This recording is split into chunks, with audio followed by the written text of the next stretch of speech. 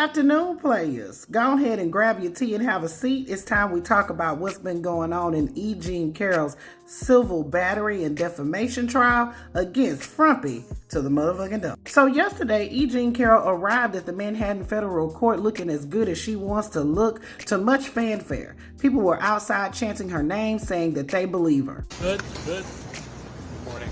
We believe you. We believe E. Jean Carroll.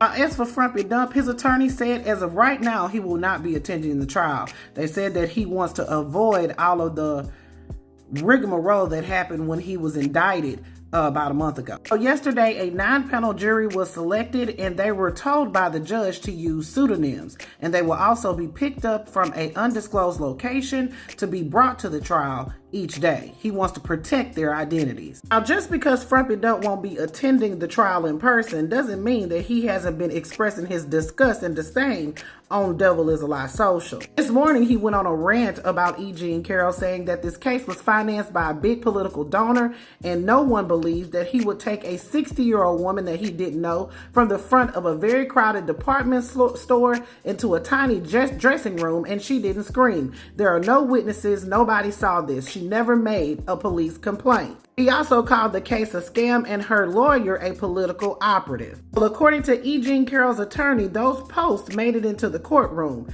and Judge Kaplan warned Frumpy Dump's attorney that that statement and any further statements about the case could open Frumpy Dump up to a new source of potential liability. Now, his attorney did say that he would ask his client to refrain from any other statements about the case. And also, today was a very big day for E. Jean Carroll. She took the stand and testified that Frumpy Dump raped her, and when she wrote about it, he said it didn't happen. I have no idea who she is. What she did is it's terrible. What's going on?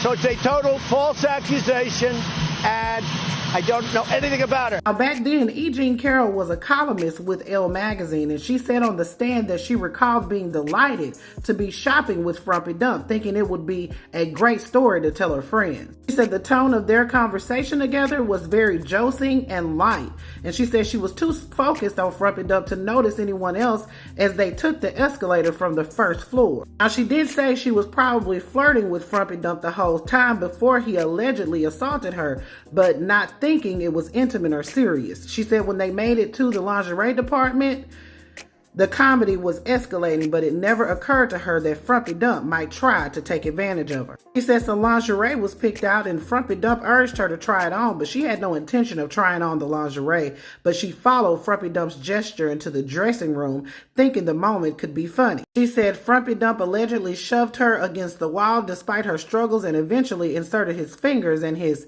wang inside her. She then said she got up on her knee and she pushed Frumpy Dump back. Players, put your thoughts in the comments. This is Double D Mo for the Black Accurate News.